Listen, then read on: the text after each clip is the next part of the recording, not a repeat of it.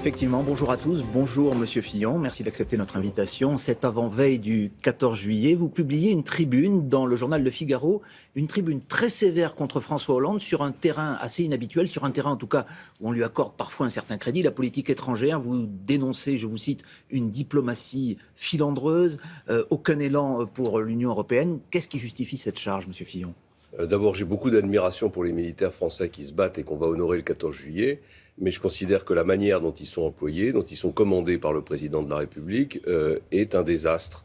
Si on regarde les choses simplement, la politique étrangère de la France, c'est rien contre le Brexit, aucune initiative de la part de François Hollande. On peut en dire évidemment la même chose de la part d'autres pays européens, mais enfin, la France avait un rôle de leader en Europe. Sur la politique étrangère au Proche-Orient, toutes les erreurs ont été accumulées. Nous n'avons pas voulu nous rapprocher des Russes. Nous avons été les derniers opposants au retour de l'Iran dans la scène internationale. On est les meilleurs amis de l'Arabie Saoudite. Le président iranien est venu à Paris au mois de janvier. Oui, bien sûr, mais après que la France, et jusqu'au dernier moment, alors que même les États-Unis avaient mis en œuvre une politique de rapprochement avec l'Iran à travers la négociation sur le nucléaire iranien, Laurent Fabius et la France continuaient de s'opposer.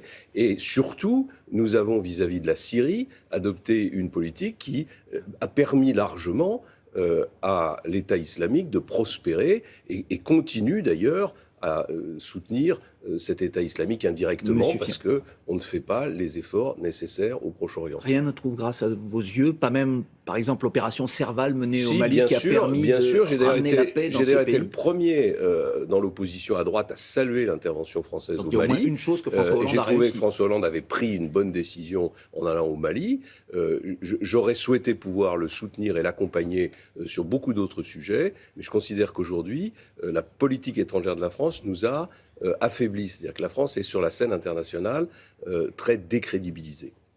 Vous parlez de la Russie, vous parlez de la crise ukrainienne et vous dites la France a laissé s'installer un climat de guerre froide avec la Russie. Donc, vous avez oublié le sommet de Minsk, où on se souvient du couple franco-allemand, Madame Merkel, Monsieur Hollande, qui ont permis de faire taire les armes face à Vladimir Poutine. Vous ne saluez pas ça, par exemple, ce que Nicolas Sarkozy avait fait pour la Géorgie en 2008 ? D'abord, j'avais dit au président de la République à plusieurs reprises, y compris directement, depuis des mois et des mois, bien avant le sommet de Minsk, qu'il fallait qu'il prenne cette initiative, que le dialogue avec la Russie était fondamental. Mais surtout, depuis le sommet de Minsk, qu'est-ce qui s'est passé ? Les sanctions avec la Russie sont maintenues. Elles sont même prolongées. L'Union européenne vient de les prolonger pour 6 mois.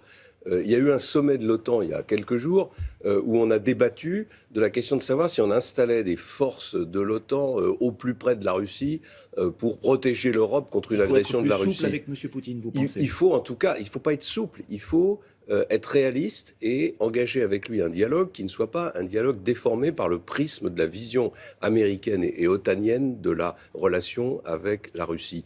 L'OTAN et les États-Unis donnent le sentiment de ne pas avoir accepté la disparition du pacte de Varsovie et de l'armée rouge, comme si au fond il leur manquait un ennemi et un adversaire. Et ils sont en train d'une certaine façon de le recréer. C'est pas de cette façon-là que la France jouera un rôle clé dans l'équilibre des relations européennes. Sur le dossier européen, vous critiquez aussi la position française. L'Espagne et le Portugal vont être sanctionnés par rapport à leur dérapage budgétaire, vont être sanctionnés par l'Eurogroupe. Quel est votre commentaire par rapport justement à cette décision ? Il y a une discipline qui est liée à notre monnaie commune.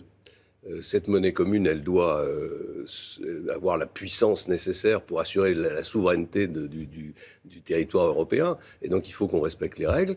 L'Espagne et le Portugal, apparemment, ne les respectent pas. Mais il y a un autre pays qui ne les respecte pas, c'est la France, qui est en dérapage complet. Plus de 8 milliards d'écart entre les prévisions du gouvernement et puis la réalité du déficit et de l'augmentation de la dépense publique. On sent en plus que François Hollande, chaque semaine, dans le cadre de la campagne électorale qu'il a déjà engagée, lâche des dépenses supplémentaires. Il n'y a pas eu de baisse de la dépense publique depuis le début du quinquennat, en tout cas de baisse réelle de la dépense publique. Donc vous attendez à ce que le prochain pays sanctionné soit la France ? Je pense que la seule raison qui fait que la France n'est pas aujourd'hui sanctionnée, c'est que la France, c'est la deuxième puissance économique européenne maintenant, depuis le départ de la Grande-Bretagne, et que tout le monde hésite un peu à taper du poing sur la table avant les élections présidentielles françaises. Pour vous, ça ne va pas mieux, contrairement à ce que dit le président. Non seulement ça ne va pas mieux, mais je pense que j'ai parlé il y a quelques années de faillite. Je pense que malheureusement, la situation des comptes publics français n'a fait que se dégrader depuis cette période et nous allons être rapidement placés face à la nécessité de redresser les choses. Monsieur Fillon, je vous cite encore sur tous ces sujets cruciaux. Je n'entends du côté de l'Élysée que miaulement et chuchotement. Est-ce que vous avez décidé de cogner fort contre François Hollande pour tenter aussi de reprendre des points dans la course à la primaire chez les Républicains, ou pour l'instant vous êtes plutôt en 3e ou 4e position derrière Alain Juppé et Nicolas Sarkozy? Mon discours sur François Hollande n'est pas indexé par les sondages à la primaire. Et si vous le reprenez depuis 4 ans, je lui ai toujours dit la même chose. Je lui ai dit dès le 14 juillet, le lendemain du 14 juillet 2012, où je lui avais dit, Monsieur le Président de la République, devenez le chef de l'État, c'est-à-dire assumez vos responsabilités. Vous êtes candidat à devenir chef de l'État. Oui, mais pour vous dire simplement que mon discours n'est pas indexé sur les sondages. Et qu'en pensez-vous justement de ces sondages qui aujourd'hui ne vous mettent pas en tête des pronostics? Je ne m'en préoccupe pas. Moi, je pense que la France a besoin, pour être redressée, de changements radicaux. Au fond, on vient d'assister à la renaissance de l'équipe de France de football. Tout le monde a mis d'ailleurs d'immenses espoirs dans cette équipe de France de football. Mais pourquoi est-ce qu'elle a réussi cet exploit de redevenir populaire et de susciter de l'espoir? C'est parce qu'elle s'est réformée.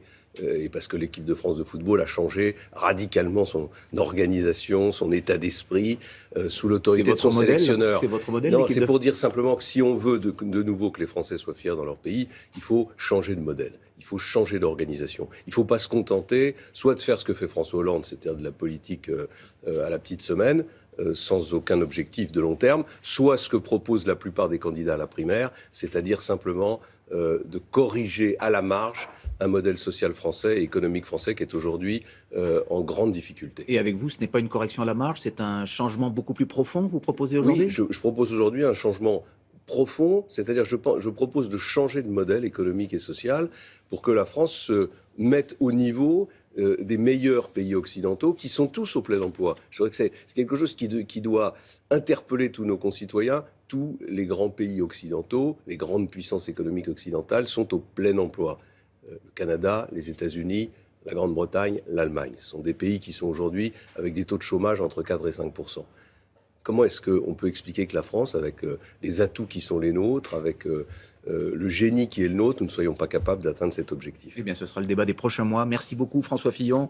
C'est à vous, Thierry. Très bonne journée.